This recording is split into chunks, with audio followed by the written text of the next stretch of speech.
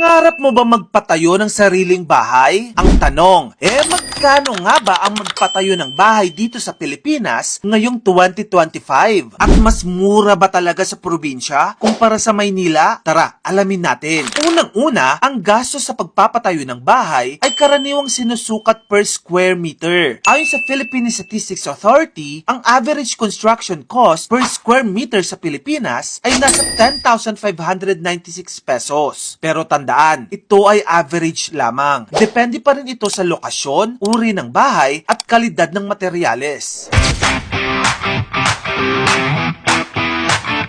Ang kailangan muna nating pag-usapan, yung iba't ibang uri ng finishes sa pagpapatayo ng bahay. Yung una, ito ang pinakasimpleng finish. Meron kang bare concrete walls, simpleng bubong, at basic na bintana at pinto. Wala pang pintura ito o mga tiles. Ang presyo nito ay nasa 15,000 pesos to 20,000 pesos per square meter. Next ay standard finish. Dito, may pintura ng walls, may tiles na sa sahig, at may maayos na fixtures. Ang presyo, nasa 20,000 pesos to 25,000 pesos per square meter. And then finally, nandyan ang high-end finish. Para ito sa mga gusto ng luxury. Hindi lang basta-basta pintura ang nasa walls may premium materials, custom designs ang mga aparador, at high quality ang mga fixtures. Ang presyo, nasa 40,000 pesos to 60,000 pesos per square meter.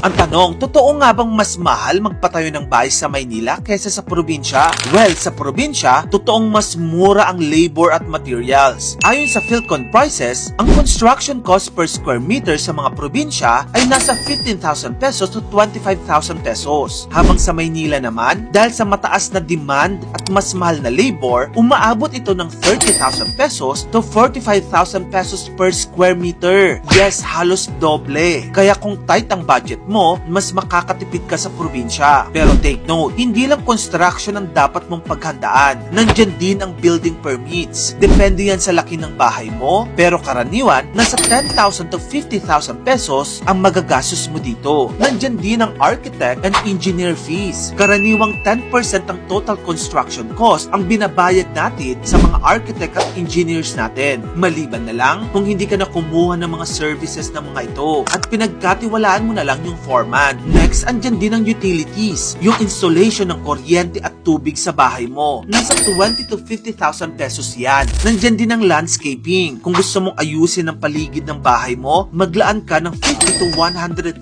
pesos.